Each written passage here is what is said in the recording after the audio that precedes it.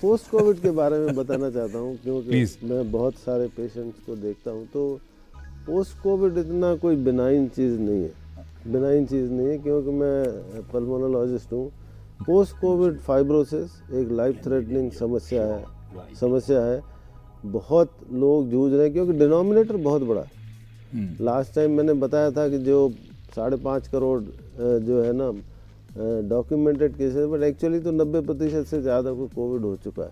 तो उसमें से जिनको लंग फाइब्रोसिस है, एक बहुत बड़ा तबका है जो ऑक्सीजन पे हैं, बाईपैप पे हैं। कोई पेशेंट हैं जो 6-6 महीने 3-3 महीने वेंटिलेटर पे और एक्मो पे भी रहे हैं। एक तो ये बात।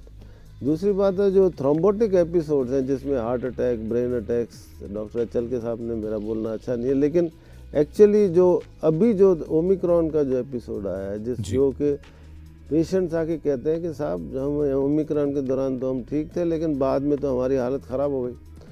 उसके बाद गैस्ट्रोइंटेस्टाइनल सिम्टम और थ्रोम्बोटिक एपिसोड जो क्लॉटिंग जिसको मैं पिछली बार में कह रहा था वो 4-6 हफ्ते बाद 8 हफ्ते बाद होते हैं और उनको लंबे टाइम तक एंटीकोएगुलेशन भी देना पड़ता है। तो पोस्ट कोविड साइकोलॉजिकल प्रॉब्लम मैं मानता हूँ, मनोवैज्ञानिक बहुत सारी प्रॉब्लम है, स्लीप डिस्टर्बेंसेस बहुत ज़्यादा होते हैं, लेकिन फिजिकल प्रॉब्लम्स भी है। जिसके दूसरा ये है कि एक क्लिनिशियन के पॉइंट ऑफ व्यू से ये होता है कि हम कोई भी पेशेंट कहे कि अच्छा जी मेरे को तो शाम को बुखार लगता है, अरे नहीं ये तो पोस्ट कोविड है, ऐसे नहीं होता। बाकी बीमारियां भी हैं, ट्यूबरकुलोसिस भी होती है। इसके चलते कुछ मिस नहीं होना चाहिए, पेशेंट के साथ नाइंसाफ़ी नहीं होनी चाहिए।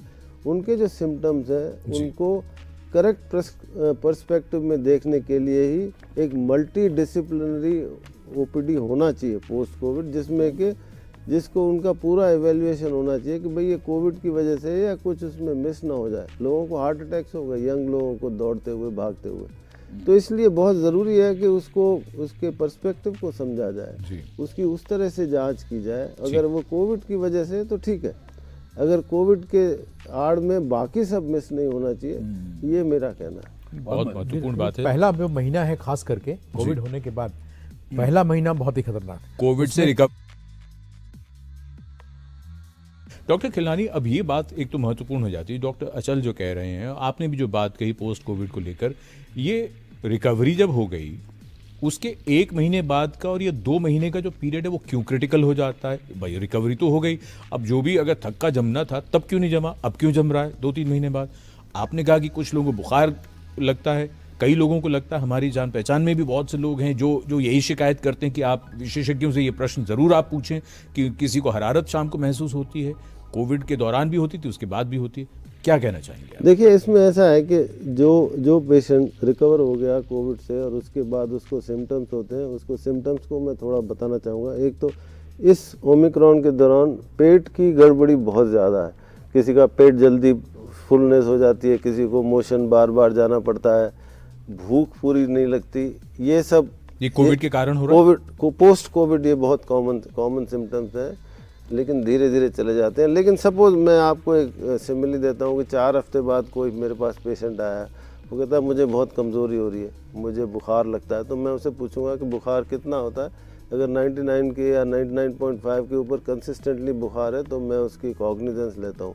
अगर वो कहता है कि मुझे कमज़ोरी लगती है, शाम को मैं थक जाता हूँ, ऑफिस में मुझे लगता है कि मैं थोड़ी देर लेट जाऊँ, मुझे पता है ये कि कोविड के ये नॉर्मल फीचर्स हैं। अगर वो कहता है कि मेरी सांस फूलती है तो मैं उसको पूछता हूँ कि आपकी ऑक्सीजन कितनी है। अगर वो उसकी ऑक्सीजन 96 है, 9 के ऊपर है तो मेरे को चिंता नहीं है, अगर 94 के नीचे है तो मुझे चिंता है। मैं उसको कहता हूँ कि 6 मिनट के लिए आप जल्दी चलें, अगर उसकी ऑक्सीजन 3% से ज़्यादा गिरती है तो मुझे उसकी चिंता होती है। जिसको बुखार रहता है और सिस्टमिक सिम्टम्स होते हैं उसके मैं 3 टेस्ट कराता हूँ, इसमें ब्लड काउंट, CRP और डी डाइमर।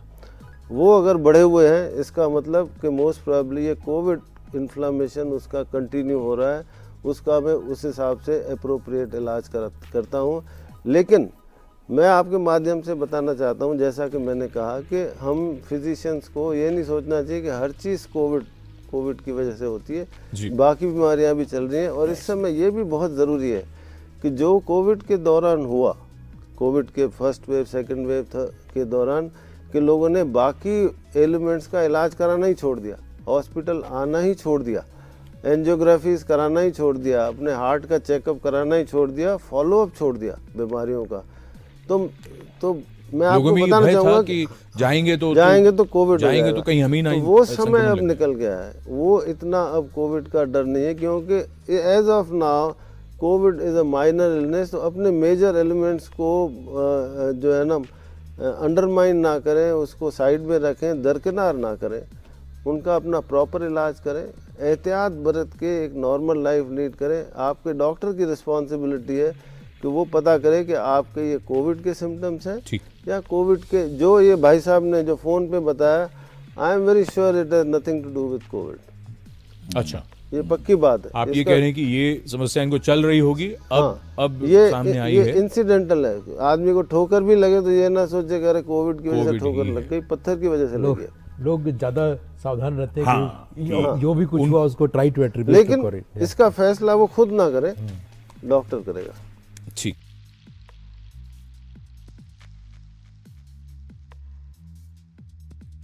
धन्यवाद प्रश्न पूछने के लिए।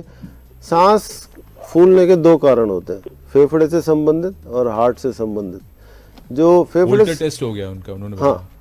हाँ, उनका टेस्ट, हार्ट का टेस्ट हो गया, वो नॉर्मल था। जो ज़्यादातर कोरोना में लंग के संबंधित होते हैं, जो सांस फूलता है, हार्ट से संबंधित भी हो सकते हैं, कार्डियोमायोपैथी भी होती है, लेकिन वो कम होती है।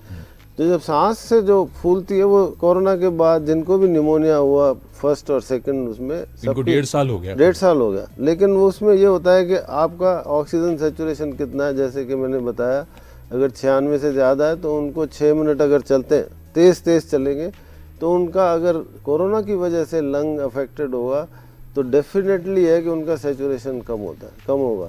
अगर सेचुरेशन कम होता है तो फिर उसमें सीटी स्कैन से ही पता चलता है कि उसमें कोविड का प्रकोप कितना है, फाइब्रोसिस कितना है। लेकिन एक चीज़ होती है, डीकंडीशनिंग होती है सिस्टम की। अगर आप 2 महीने, अगर कोई स्पोर्ट्स पर्सन है, वो 6 महीने तक नहीं खेलता है, जिस दिन वो खेलेगा उसकी सांस फूलेगी। सिमिलरली कोरोना के दौरान बहुत लोग जिन्होंने फिजिकल एक्टिविटी अपनी ख़त्म कर दी, जैसे ही उन्होंने चलना दौड़ना शुरू किया, उनकी सांस फूलने लगी जी। तो इसलिए अपना टेस्ट कराएं, एक्सरे कराएं, सीटी स्कैन कराएं। अगर वो सब कुछ नॉर्मल है, फिर रोल आता है रिहेबिलिटेशन का, फिजिकल रिहेबिलिटेशन और एक्सरसाइजेस का।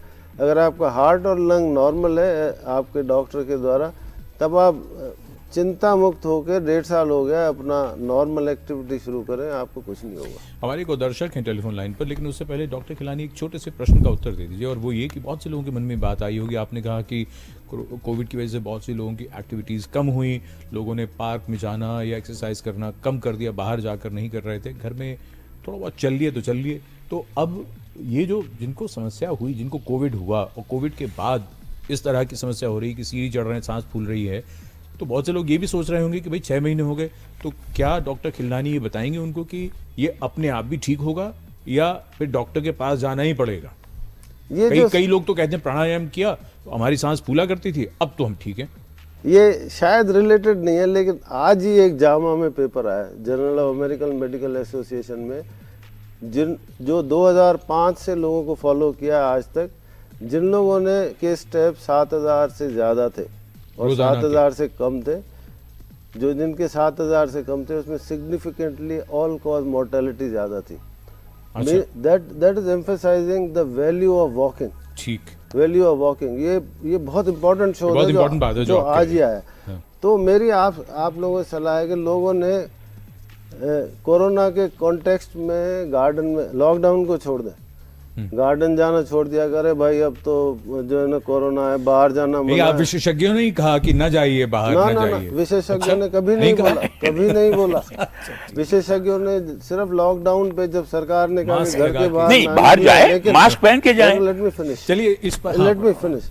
विशेषज्ञों ने कहा कि आप जब भी घर से बाहर निकले, मास्क पहन के निकले, क्लोज डोर में पार्टियां ना करें, इन हाउस डाइनिंग ना करें, गार्डन में वॉक करने के लिए किससे मना? अच्छा, ठीक है, लॉकडाउन को छोड़ दें, उसके अलावा वन शुड वॉक। तो डॉक्टर खिलनानी और हमारे बाकी विशेषज्ञों की सलाह यह है कि ये कार्यक्रम देखने के बाद जरूर वॉक पे जाइए। ज़्यादा टेलीविजन जब देख रहे हैं तो उसमें आप अपनी सेहत का भी ध्यान रखें और वॉक जरूर।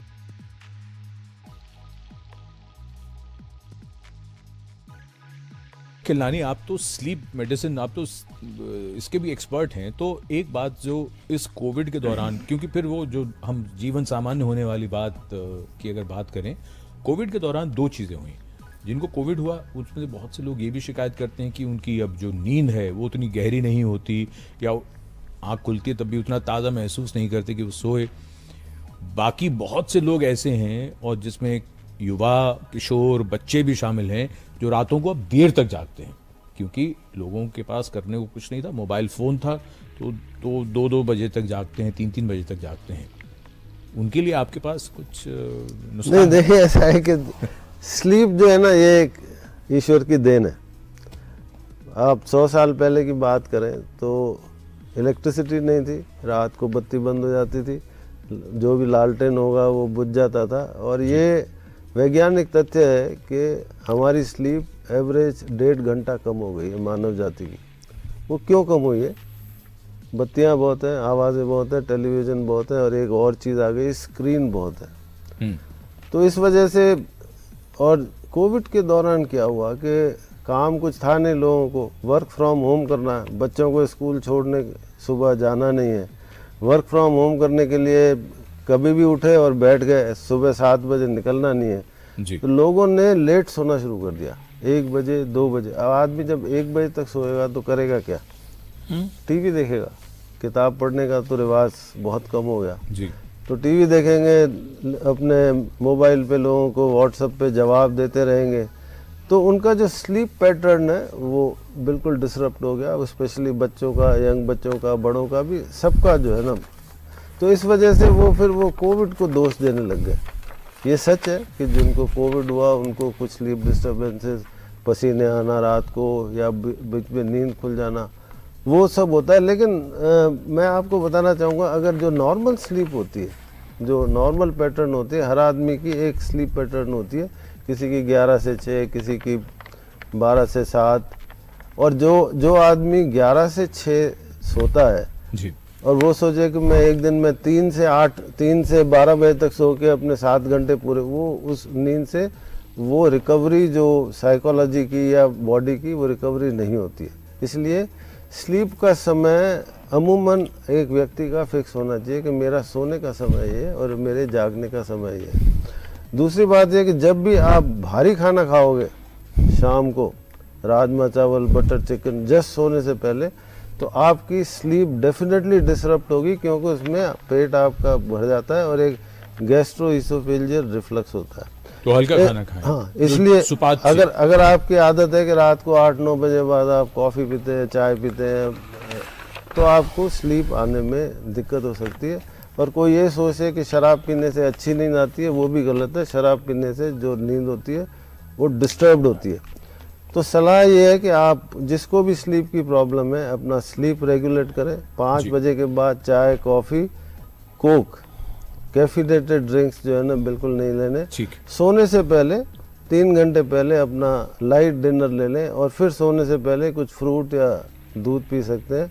सोने से पहले 1 घंटे पहले कोई स्क्रीन नहीं देखना, मोबाइल फ़ोन और कुछ नहीं देखना। ठीक है। अगर आपको स्लीप आने की दिक्कत हो जी, तो सोने से पहले एक वार्म शॉवर ले लें, आपको बढ़िया नींद आ गई।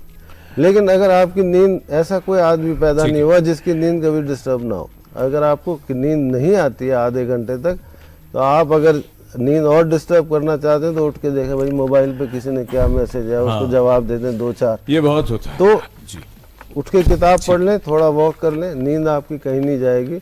ये स्लीप हाइजीन के स्टैंडर्ड प्रोसीजर्स हैं।